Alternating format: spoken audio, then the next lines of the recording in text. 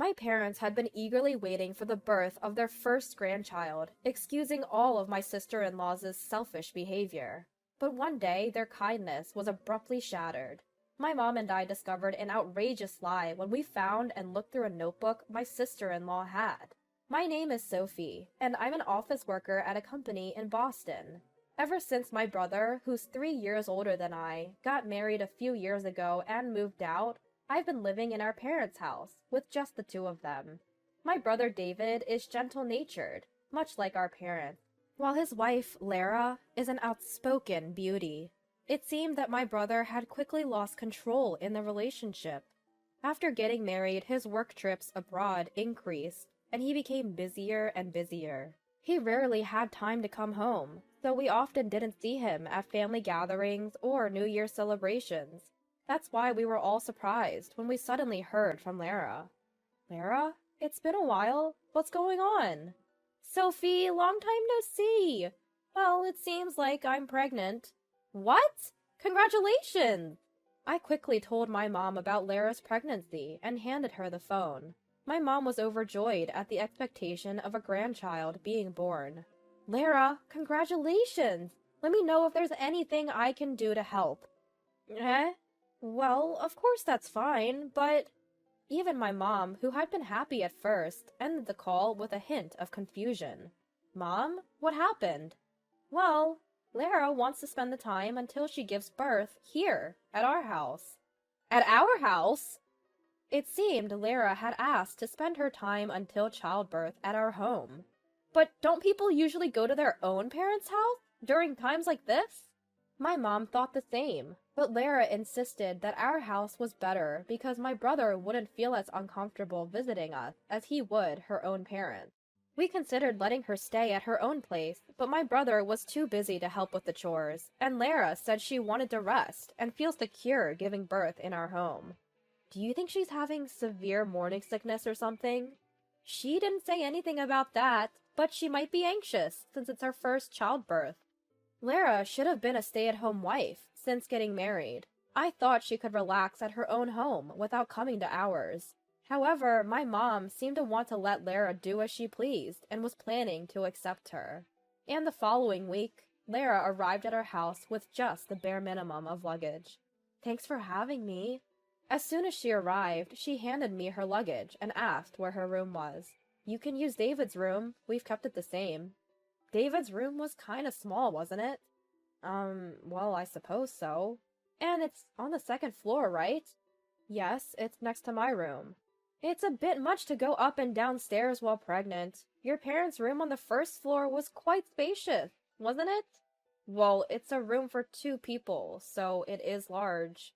Then I'll take that room. It's convenient since it's close to the entrance. Just switch the stuff in the rooms as you can. Before I could stop her, Lara went into my parents' room. Sophie, just make sure to switch the bedding by tonight. Without waiting for my reply, Lara holed up in my parents' room and didn't come out. Mom decided to take Lara's concerns into account and announced that she and Dad would move into my brother's room. 2 of us? In his room? It's going to be too cramped. Perhaps Lara could be the one to compromise. But David and Lara's place is a condominium, right? I can understand their unease with the stairs since they're not used to it. If it's only until the baby's born, then why not? Her radiant smile left me speechless. Despite this, Lara continued to behave selfishly, disregarding our plans. Sophie, I want to go shopping. Could you get the car ready? Mother-in-law, I feel like eating something uplifting today. Could we have meat for dinner? Oh, father-in-law, I'd like to put away the clothes I bought in the closet. So could you move your golf bag somewhere else, please? While my parents catered to Lara's every whim, I was growing increasingly irritated. Lara, how are you feeling? Fine, I suppose. Why don't you try doing some cooking or household chores occasionally? You'll have to do them once the baby is born and you're back home. Why on earth should I cook for you all?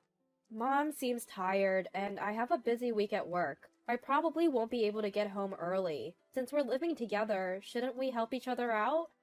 Listen, I'm pregnant, okay? If something happens to the baby because I'm not resting, what are you going to do about it?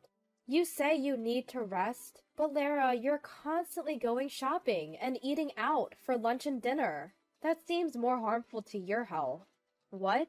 I don't want you meddling in my private life. This is why I dislike having a sister-in-law. No matter what I said, Lara ignored it completely, living carefree without lifting a finger to help around the house. When my brother came to check on Lara and I complained, he was no help at all, saying, "Right now, Lara and the baby's health are most important." How long was this going to go on? When I asked Lara when she was due to give birth, she said it was still half a year away. Half a year? That's when I realized something. A few days later, when my brother was over for dinner, I addressed Lara once again. "Lara, about what I mentioned before, I still think it's odd for you to stay here for another half a year without doing anything." "Sophie, this again?" Lara replied with a bored expression. "Don't you not have a boyfriend, Sophie? Are you jealous because I'm happily married with a baby on the way? If you're so bitter, why don't you find a boyfriend and get pregnant yourself?" "That's not my intention. I just think that you're taking advantage of being pregnant. I need to ensure I have a healthy baby, right? I'm trying to give your parents the joy of spending time with their grandchild, since you can't. And yet, all I get are complaints from you. It's unpleasant. Don't stress me out. I'm pregnant, remember?" Are you really considering our parents' happiness? If so, think about how hard it is for mom and dad with your selfish behavior. Do you know how much they're enduring for you? I'm going to give birth to the heir of this family, so a little indulgence is acceptable, right? Or are you planning to give birth in my place? Ha! Heir? Really?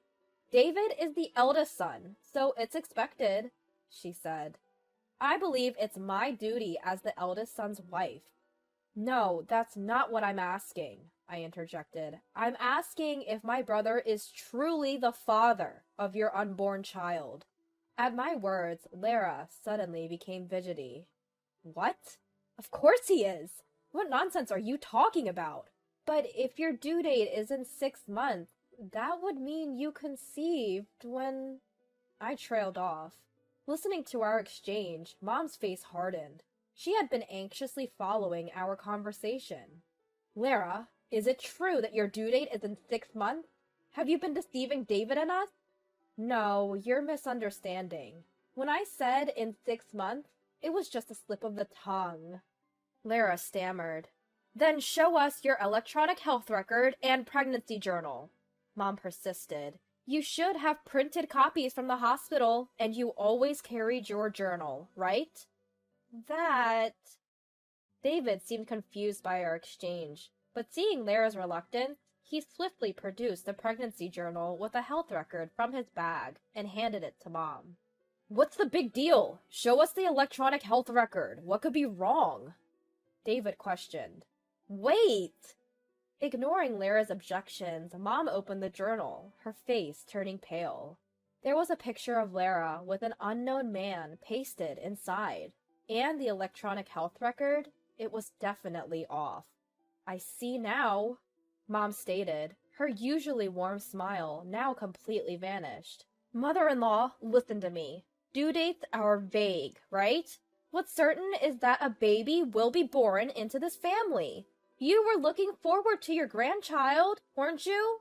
As a token of my gratitude for letting me stay at your home, I promise to let you hold the adorable baby as much as you want." Lara pleaded. However, Mom, having put everything together, coldly replied, "Leave our home immediately." "Leave? What about my unborn child?"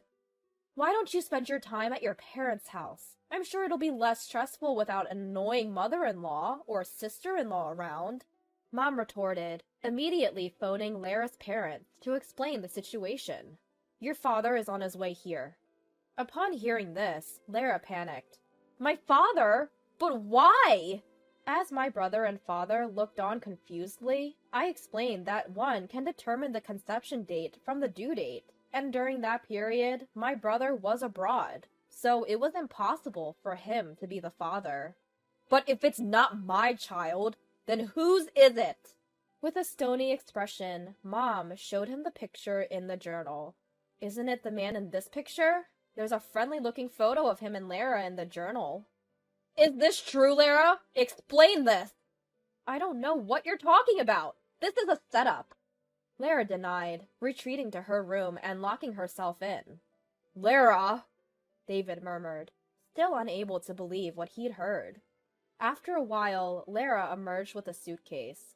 David, we can't talk properly here. Let's go home and talk. Just the two of us. What do you mean we can't talk here? Sophie seems to dislike me, and in the end, your mother is on Sophie's side. You're the only one on my side, David. You mustn't believe what these people are saying. She planned to paint us as the villains and sway David to her side once they were alone. If I left things as they were, Lara could continue to manipulate my brother. Something had to be done. Just as I was about to intervene, the doorbell rang. When I opened the door, it was Lara's father. He had rushed over after my mother called him. From the moment he arrived, Lara's father's face was red with anger. Lara, what in the world? Dad?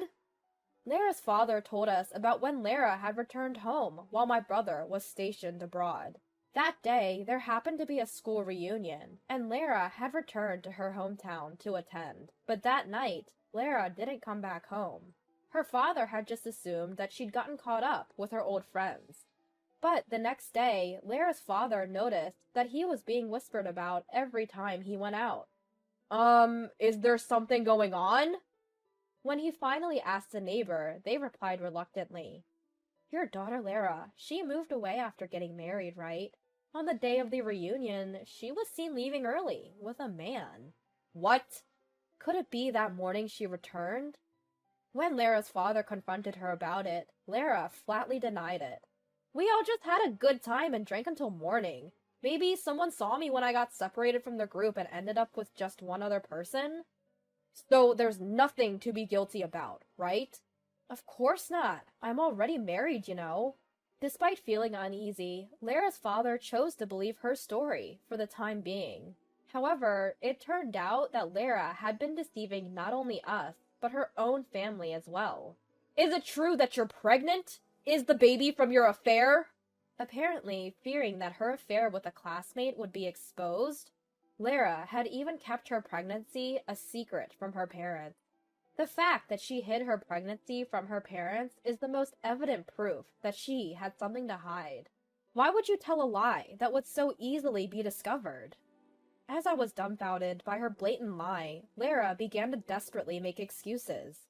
Everyone will just fall in love with a baby once it's born. Even if they find out about the affair afterwards, if they've already accepted the child, they won't kick me out. Everything would have gone smoothly if Sophie hadn't blabbed. Lara's comment was totally out of line. Even my brother, who had wanted to believe in Lara, seemed to finally see her for who she really is after hearing those words. So, you were cheating on me after all. What? No, that's not it, David. Lara seemed to realize her own slip of the tongue, but it was too late. What's not it? I'm included in that everyone you just mentioned, right? Don't make a fool of me. This was a roar of anger unlike anything I'd ever heard from my gentle brother. I'm breaking up with you. No! Hey, David, you love kids, right? You were happy when you found out we were having a baby. Let's raise the baby together. What? Are you kidding me? Raise a child when we don't even know who the father is? Let the real father raise the child, not me. What? Father-in-law? Mother-in-law? Sophie isn't even married, right? We don't know if she can have children yet, right? Don't you want to hold your grandchild? Mom spoke, exasperated. You must be joking. A child from a complete stranger has no blood relation to us. We can't call that a grandchild. But it's the child of your daughter-in-law. So isn't it a family member, even if there's no blood relation? David has decided to break up with you, hasn't he? We both support the divorce. Sophie, what about you? Of course, I agreed. But it isn't right just to divorce. He should demand compensation. Compensation? Of course, right? She cheated, had a child, and even tried to deceive us into accepting that child as our family. How much compensation are we talking about here? As soon as money was mentioned, Lara became timid. I shared the details I had secretly obtained from a lawyer since I started doubting Lara's fidelity. Sophie, thanks for looking into this. I've also been thinking about getting a lawyer for what's next. David said he might demand compensation based on what I had relayed to him, but he also offered Lara to reduce the compensation if she promised to never engage with our family in the future. Realizing she had no chance of winning, Lara accepted the proposal and finally agreed to the divorce. Now please, pack your things and leave. All right. Dad, let's go home. You can't come back to our house. What? Rumors about your affair haven't died down in the neighborhood. We don't want you bringing more shame upon us by returning home pregnant like this. You are no longer welcome at our house. Go to the man you cheated with. Lara burst into tears and clung to her father, but his resolution seemed unwavering. There was a reason Lara was so against this. As it turns out, the classmate with whom she cheated is quite notorious and doesn't hold a steady job. Now, Lara had no choice but to rely on him, someone she never thought she'd marry, let alone live with. Even though they ended up living together in the classmate's apartment, his part-time wage wasn't nearly enough for both of them.